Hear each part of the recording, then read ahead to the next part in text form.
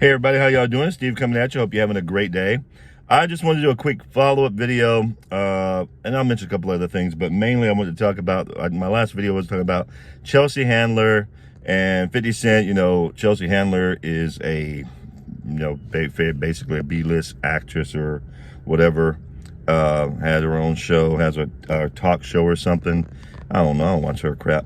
But anyway, she used to date 50 Cent, and my last video was about how she came out and said that she had to remind 50 Cent that he's a black person, because he had on his Twitter, or I might have been on his Instagram, but he had a message basically that said he ain't trying to pay 62% in taxes, because there's a chart that came out, and as a matter of fact, it was his Instagram. He had a chart that came out that says there are certain states, if you combine Biden's tax increases with the local and state tax, what the actual effective tax rate was going to be. And he said, I'm not trying to pay 62%. Vote for Trump, right? So she went on Jimmy Fallon. First, she said it on Twitter. In his Instagram. Hey, you're black. You know that, right? I'm like, what? What is she talking about? So then she went on Jimmy Fallon's failing Tonight Show deal and said that her ex-boyfriend, her favorite ex-boyfriend, 50, said he was going to vote for Trump. And she said she had to remind him that he was a black person. Now, mind you, Chelsea Handler is a blonde white woman. All right? You know, Hollywood blonde white woman. Anyway, I'm like, what? Did she really just say that? And then, it turns out after that, Jennifer Aniston came out and she said that she doesn't think it's funny if people who want to vote for Kanye, because, Kanye is running for president, right? And she doesn't think it's funny. She said, that's not where your vote should be going, throwing your vote away. Also a blonde white woman telling black folks how they should vote and that they shouldn't be voting for Kanye, a black man. Just saying, Hollywood is feeling themselves. Them white liberals in Hollywood are feeling themselves enough that they can just expose their racism and expect not to get any pushback for it.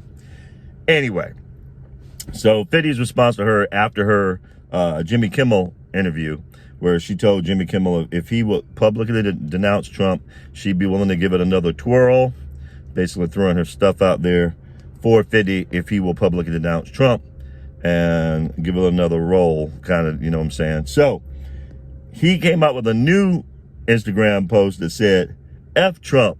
Because first it was like, what? When he heard her say that, F Trump. And he posted her video along with it, her video from the Jimmy Kimmel. Oh, not Jimmy Kimmel, I'm sorry, Jimmy Fallon. I keep saying Jimmy Kimmel. They both suck, but it was Jimmy Fallon's Tonight Show. And she kept, and he put that video up saying, hey, F Trump. He probably responsible for me going to jail and killed my friend Hernandez or whatever, had his friend killed, LOL. Now, I'm hoping 50 was just joking. It sounds like he might have been, but I replied to his post, and I said, 50, I haven't met a woman whose thing is good enough. Now, mind you, I'm older than 50. And I said, I haven't met a woman whose thing is good enough for me to pay 62% in taxes. You can miss me with that. I'm not. It could be Linda Carter at the top of her Wonder Woman days. It could be Beyonce at her peak before she met whatever his name is, Jay-Z. It could be there's quite a few. I was Michelle Pfeiffer. It could be Vanity from when she was messing with Prince. It could be Apollonia. I wouldn't pay 62% for none of them. None of them ain't getting 62%. I'm not paying 62%. It ain't happening. So anyway, that happened, and I was like, oh, 50, I hope you're joking, bro, because she ain't even worth it. Look at that. She looked like she'd been rolled hard and put away wet. You know what I'm saying? There's no way. 50, you can do better. You can do better. Anyway, then today, I saw something pretty cool. Ending on a good note here, this quick video. Apparently, the Senate had Jack Dorsey, who's the founder of Twitter, whatever the guy's name is, I can't pronounce his name, who runs Google, and then Mark Zuckerberg, Facebook, for a hearing about what they've been doing and the censoring of content. And that is awesome. Ted Cruz went in. Ted Cruz of Texas, Senator from Texas, and Ron Johnson, Senator from Wisconsin, they went in on Twitter especially. They went in on Jack Dorsey. Jack Dorsey looked like a homeless man. He got his long, scraggly looking beard. He looked like he's starting to turn into Howard Hughes from right before Howard Hughes died, where his fingernails got all crazy long, and his hair was no long beard, disheveled, scared to leave his house. Jack Dorsey looks the best, man. That dude looks like he needs to go. Somebody needs to give him some personal hygiene lessons. I mean, he looked bad. But anyway, my dude was up there lying through his teeth.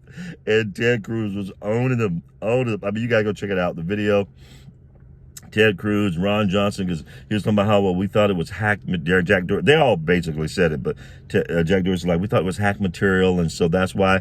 And I love the question, Ron Johnson, what evidence did you have that it was hacked material? Did you have any evidence of that? None of them had any evidence. He said, well, it's our policy not to put up material that we deemed as hacked. And Ted Cruz asked him, well, did you know what? A few weeks ago, President Trump's tax returns were put up by the New York Times, and you didn't block that.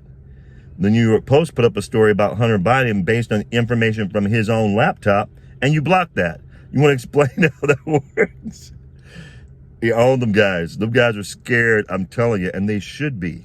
Because if Trump wins re-election and the Republicans maintain control of the Senate and get even close to the House, it is over. I'm telling you, it is over. Because those guys, they're playing politics, and they're trying to act like they're not playing politics, but they're playing politics, and it should matter to y'all. You should care about this stuff. I mean, if COVID didn't teach you anything, it should have taught you it matters who's in charge.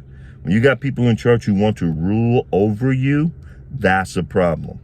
So election day is coming up here pretty soon. I hope y'all guys go out and vote. You know the way you should vote. I ain't got to tell you how to vote. You already know. You know me. You know who I'm voting for. I'm not following Biden. If you don't vote for me, you ain't black. I've been black way longer than a lot of these folks have been breathing. So I'm not going to have Biden take that from me.